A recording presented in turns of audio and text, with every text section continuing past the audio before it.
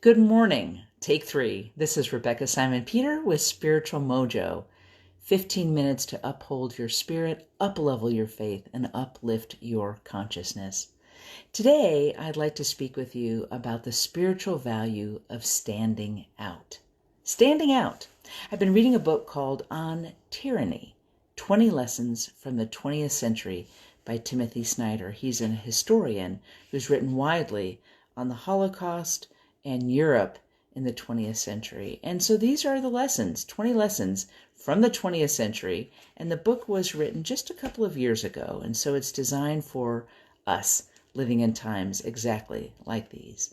So one of the 20 lessons is lesson number 8, stand out. Here's what he writes. Somebody has to. It's easy to follow along. It can feel strange to do or say something different, but without that unease, there is no freedom. Remember Rosa Parks. The moment you set an example, the spell of the status quo is broken and others will follow. Stand out.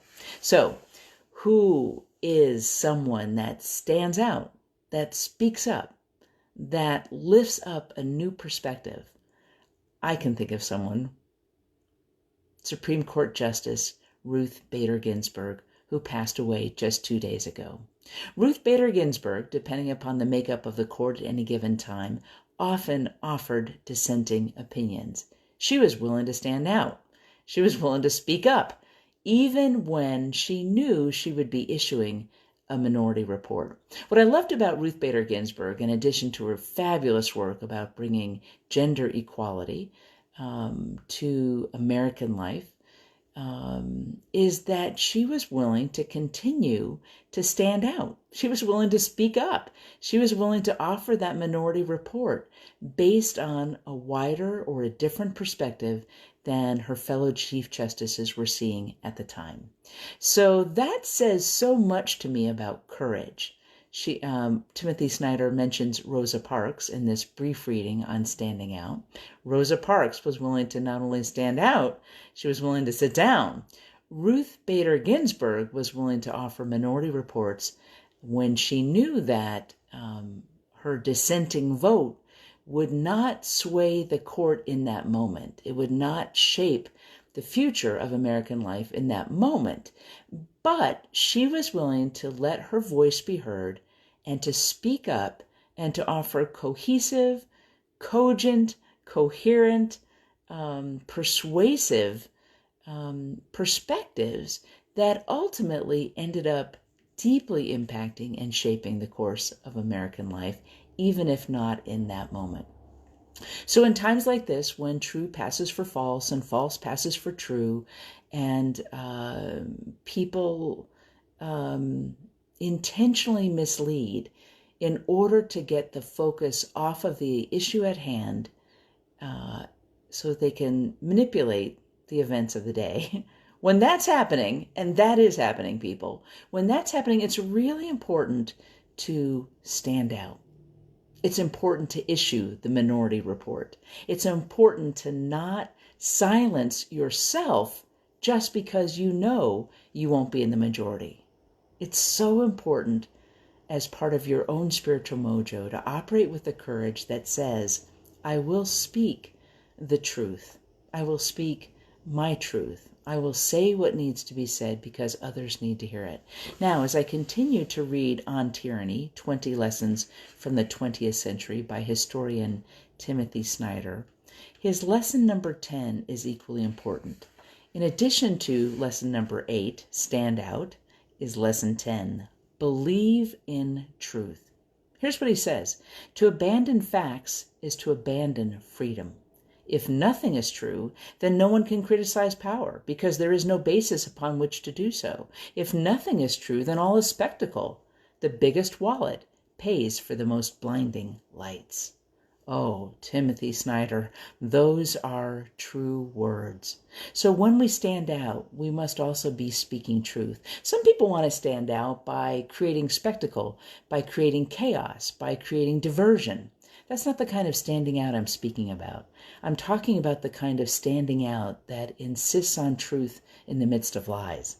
I'm talking about the kind of standing out that holds a bigger picture of righteousness than just what the market will bear in a given moment. I'm talking about standing out and believing in truth, abiding spiritual truths like the truth will set you free, like in the end, the darkness will be revealed, like God is love, like all people are created in the image and likeness of God. The truth will out, people. It will. Let us be on the side of truth. Let us be those that stand out, even when it's a minority report, just like Ruth Bader Ginsburg did time and time and time again for decades on the Supreme Court and before the Supreme Court, before she was on the Supreme Court. It takes a lot. The word in Hebrew, Yiddish, is to be a mensch. It's to be an upstanding human being that does what is right, not for the sake of a future reward, but because God calls us to be righteous people in the here and now, to do what is right, to believe in truth, to stand out for the people that are getting the short end of the stick, to stand up for people who are being marginalized, who are being treated poorly, who are at the mercy of systemic racism, systemic injustice, systemic invisibility. That's our call as human beings. That's our call as people of faith. For me, I grew up in the Jewish tradition and am Jewish and Christian. Both of those traditions emphasize so strongly to me the need to be a righteous person, to speak truth in the midst of lies, to speak love in the midst of hate, and to ask, what is it that we're gaining from hating each other? What is it that we're gaining from tearing our society down? What is it that we're gaining from always pointing fingers at someone else? I was watching a TV show the other day, and there was a commercial that came on for an upcoming show. And one of the questions that was asked in this trailer was, why do we invest so much energy in hate as the American people? If you look at it right now, so much energy is being invested in stirring up foment, in stirring up hate, in stirring up disrespect of each other, in stirring up lies. Why is that? What is there really to gain? I'd like to suggest that there's not much for the average American to gain from that. There's a great deal for people who are manipulating at high levels to gain from that. If it's all about power, if it's about seeking manipulation of power, but there's not much in it for the American people. You and I do not gain from hating each other. We do not gain from tearing our own institutions down. We do not gain from constantly questioning the veracity of our institutions. We do not gain from following the lead of people whose interest is not actually us. When their interest is their own power and their own manipulation of facts, there's not much in it for you and I. We'll gain far more by holding true to our own integrity. We'll gain far more from standing up and standing out, speaking truth, believing in truth, standing up for the little person, standing against systemic injustices. We'll gain much more from that because it's the fabric of life in America. It's the fabric of our day-to-day living, of our workforce, of our friendships, of our family. We'll gain far more from loving each other, trusting each other, seeing the best in each other, and being willing to unite with each other and to not give in to these tremendous forces of division, of hate, of fear, of lies, of conspiracy theories.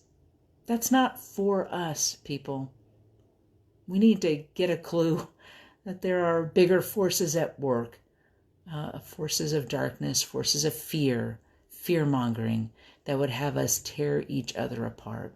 So my challenge to you and to me today is to be people of love, is to be people of friendship. It's to be people of coming together, not tearing apart. And so Timothy Snyder's lessons are so important on tyranny, 20 lessons from the 20th century for the 21st century, including believing in truth.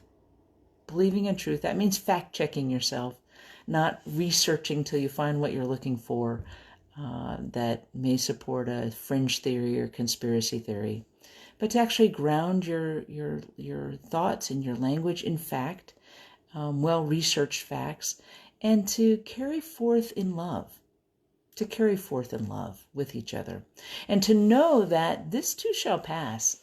These times of fear-mongering, these times of divisiveness, these times of spiritual darkness, these times of obfuscation of truth on purpose, by the way, these will pass. The truth will out. Be on the right side of history. Be on the side of love. Be on the side of standing up for the little person. Be on the side of standing for the great ideals of democracy, of truth, of brotherhood, of sisterhood, of spiritual grounding, of God, of coming together, not tearing each other apart. These are my thoughts today as I contemplate the passing of Justice Ruth Bader Ginsburg, as I think about the place we find ourselves in American history, as I lift up and continually ground myself in spiritual values. I want to encourage you to do the same so that we can weather this storm together in truth, in love, in companionship with one another, trusting in God, and being there for each other. That's Spiritual Mojo. I will see you folks next week. Take good care and have a great week.